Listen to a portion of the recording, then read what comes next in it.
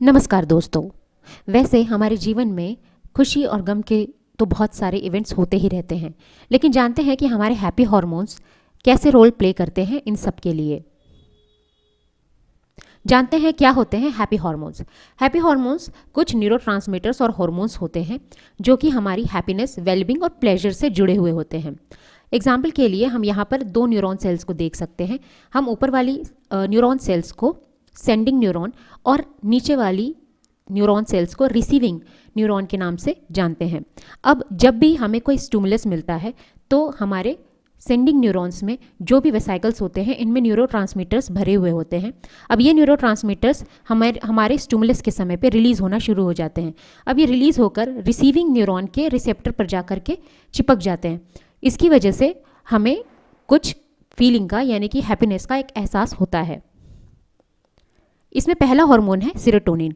Serotonin को हम feel good neurotransmitter के नाम से भी जानते हैं। जब भी आपको अच्छा अच्छा सा महसूस होता है, इसके पीछे सेरोटोनिन का ही रोल होता है। या आप ऐसा कह सकते हैं कि जब भी आप डिप्रेशन में होते हैं तो सेरोटोनिन का लेवल ही कम हो जाता है, जिसकी वजह से एक डिप्रेसिव फीलिंग आती है। इसके उलट हमें जब अच्छा लगता है तो सेरोटोनिन का लेवल हमारे दो न्यूरॉन के बीच में बहुत बढ़िया होता है।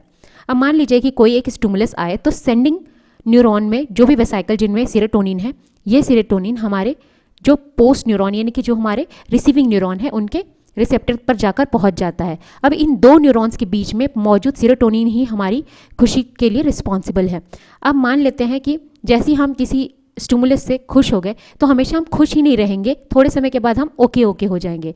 ऐसा करने के लिए जो इन दोनों न्यूरॉन्स के बीच में जो सेंडिंग न्यूरॉन्स होते हैं उन न्यूरॉन्स में कुछ रिसेप्टर्स मौजूद होते हैं जिन्हें हम सेरोटोनिन ट्रांसपोर्टर के नाम से भी जानते हैं।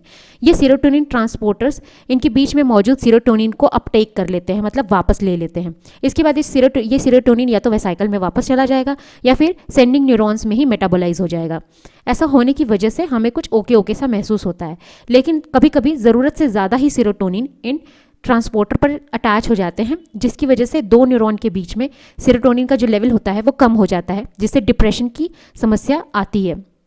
इस समस्या से निपटने के लिए कुछ दवाओं का इस्तेमाल किया जाता है। इन दवाओं को सेलेक्टिव सेरोटोनिन रीअपटेक इनहिबिटर्स के नाम से जाना जाता है।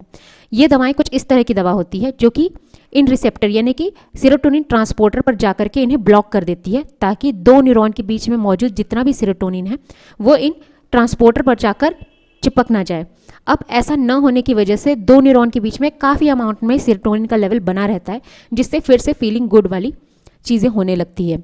लेकिन ऐसा ज़्यादा लंबे समय तक नहीं चल पाता, यानी कि अगर आप इसका ओवरडोज कर ले या फिर अगर इसे रेगुलेटेड मैनर में ना ले तो बहुत सारी समस्याएं पैदा हो जाती हैं, क्योंकि इसे हो सकता है कि सेरोटोनिन का लेवल तो उस दो न्यूरॉन के बीच में बना रहे या बहुत ज़्यादा बना रहे, लेकिन दूसरे न्यूरोट्रांसमीटर्स के बीच में ये गड़बड़ पैदा कर देते हैं।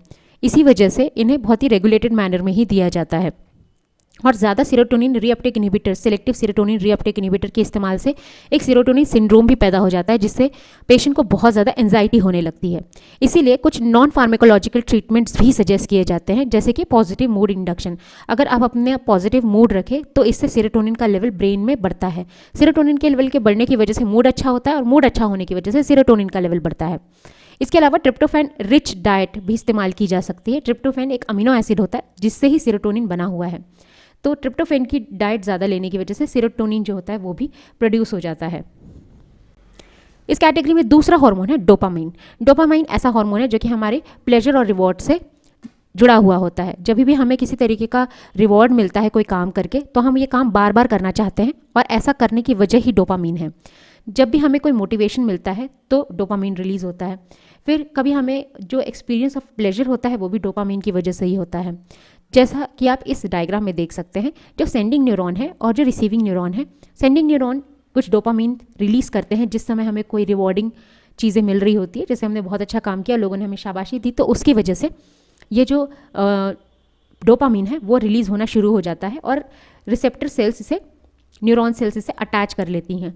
तो इन दो न्यूरॉन के बीच में डोपामाइन का अमाउंट बना रहता है, पर आपको हमेशा जो रिवॉर्डिंग वाली फीलिंग है वो बहुत देर तक बनी नहीं रहेगी। थोड़े समय के बाद आप ओके इसलिए हो जाते हैं क्योंकि अगेन डोपामाइन ट्रांसपोर्टर जो कि सेंडिंग न्यूरॉन से अटैच होता है, ये इन डोपामाइन को थोड़े समय के बाद वापस ले लेता है और फिर इसे वापस कर देता है अपने सेंडिंग न्यूरॉन की तरफ। इसकी वजह से थोड़ी देर तक तो हमें रिवॉर्डिंग फीलिंग आती है, बहुत अच्छा सा और प्लेजर महसूस होगा, लेकिन थोड़े समय के बाद हम एकदम नॉर्मल हो जाते हैं।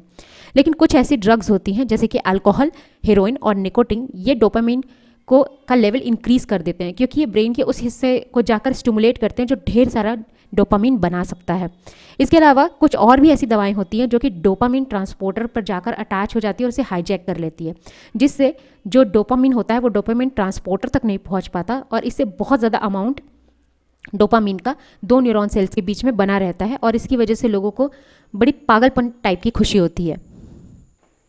इसमें अगली कैटेगरी है एंडोर्फिन्स।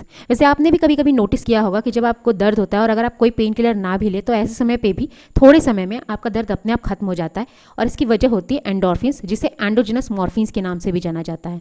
मॉर्फिन एक ऐसी दर्द निवारक दवा है जो ओपॉइड कैटेगरी को बिलोंग करती है और ये ओपॉइड रिसेप्टर पर जाकर के बाइंड होती है। बस एंडोजिनस मॉर्फिन्स भी ओपॉइड रिसेप्टर पर ही जाकर बाइंड होते हैं, इसी वजह से हमें दर्द से राहत दिलाते हैं। ये दर्द से राहत दिलाते हैं, इसके अलावा ये डोपामिन को भी सिक्रीट करते हैं, जिसकी वजह से जैसे ही हमें पेन से थोड़ा थोड़ा रिलीफ होना शुरू होता है, हमें थोड़ी थोड़ी प्लेजर वाली फीलिंग भी आनी शुरू होती है। इसके अलावा एंडोर्फिन पेन के अलावा एंडोर्फिन लाफ्टर, जब हम बहुत ज़्यादा हंसते हैं या फिर एक्सरसाइज करते हैं, इस समय भी एंडोर्फिन्स रिलीज़ होते हैं। इन एंडोर्फिन्स के रिलीज़ की वजह से हमें थोड़े समय के बाद एक प्लेजर वाली फीलिंग जनरेट होती है। इसका अगला कैटेगरी है ऑक्सीटोसिन। ऑक्सीटोसिन एक ऐसा हार्मोन है जिसे लव हार्मोन या फिर बॉन्डिंग हार्मोन के नाम से भी जाना जाता है।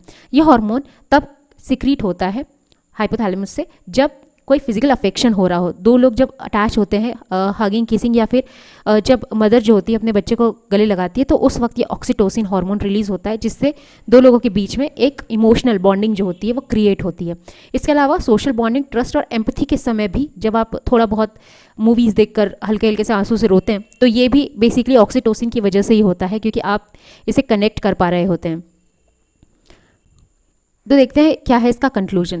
हार्मोन का रेगुलेशन बहुत सारी चीज़ों पर डिपेंड करता है, जैसे जेनेटिक्स, लाइफस्टाइल और हमारे हेल्थ पर। अच्छी तरह से एक्सरसाइज करना, अपने आप को सोशलाइज करना और हेल्दी लाइफस्टाइल को मेंटेन करना इन हैप्पी हार्मोन को भी बैलेंस कर सकता है। आई होप आपको ये लेक्चर समझ में आया होगा। धन्यवाद।